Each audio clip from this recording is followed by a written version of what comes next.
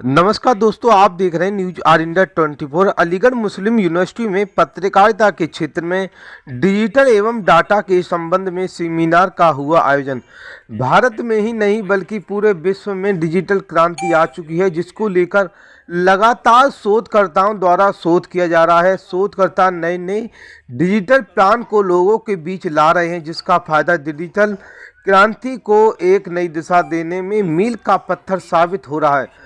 दरअसल अलीगढ़ मुस्लिम यूनिवर्सिटी में जनसंचार विभाग में पत्रकार एवं पत्रकारिता विद्यार्थियों के लिए एक सेमिनार का आयोजन किया गया। सेमिनार में खास तौर पर डिजिटल एवं डाटा संबंधित जानकारी दी गई। सेमिनार को संबोधित करते हुए उमेश आर ने बताया कि जिस तरह से भारत ही नहीं बल्कि पूरा विश्व के अंदर डिजिटल क्रांति आ चुकी है, जिसको लेकर हमें सटीक जानकारी का होना अति आवश्यक है।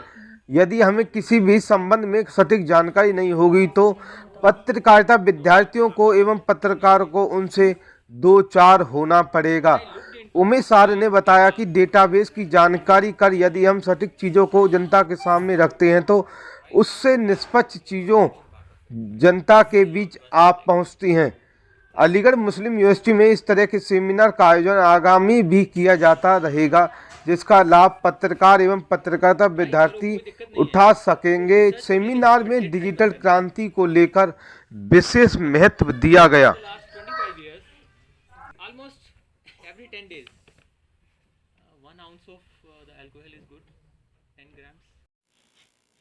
अलीगढ़ मुस्लिम यूनिवर्सिटी में आज एक सेमिनार का आयोजन किया गया है मीडिया संबंधित। क्या है उस सेमिनार के बारे में क्या कहना चाहेंगे? एक्चुअली आप लोग को पता है जर्नलिज्म में डेटा आज कितना इम्पोर्टेंट, कितना एक्चुअली महत्वपूर्ण रोल प्ले कर रहा है।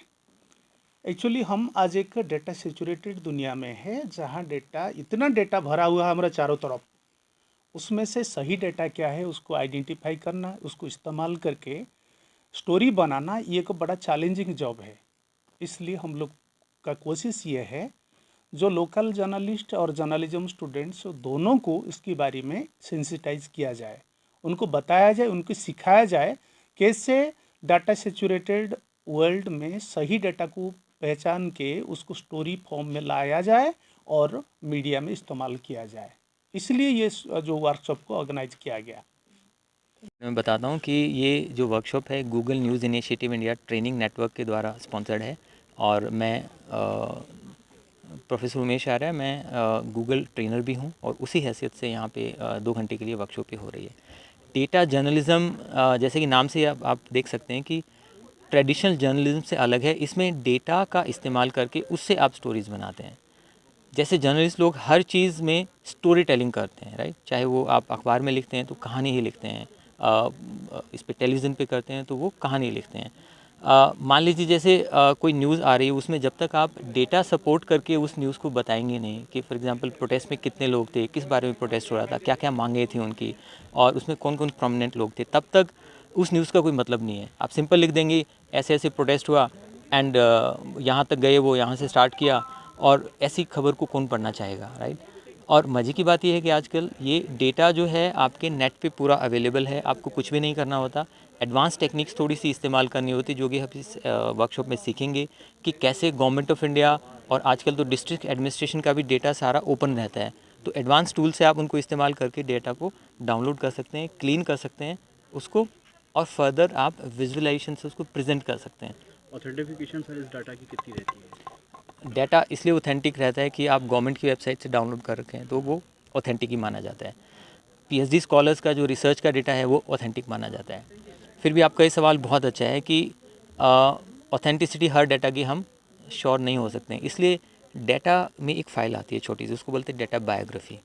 आप डेटा पे विश्वास करने से पहले एक बार बायोग्राफी को रीड कीजिए कि किसने इकट्ठा किया है, कहाँ से इकट्ठा किया है, कौन से टाइम पीरियड में इकट्ठा हुआ है, इसको फ़ंड किसने किया है, क्या कोई कन्फ्लिक्ट ऑफ इंटरेस्ट है किसी का,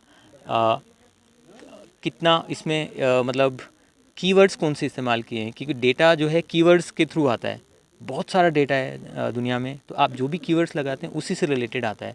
और लास्ट में आता है कि उसका एरर मार्जिन क्या है उस डेटा में। 5% एरर हो सकता है, 10% एरर हो सकता है। तो आइडिया इज़ कि आगे वाला यूज़ करने वाला जर्नलिस्ट या रिसर्चर उस डेटा के बारे में एक पूरी जानकारी से उसको यूज़ करे। आइडिया इसका सिर्फ ये है। तो ऑथेंटिक रहता है डाटा, ऑथेंटिक अगर नहीं भी है तो उसके आपने उसका इरेटा यानी उसका डिस्क्लेमर पहले डाल रखा होता है। Thank you.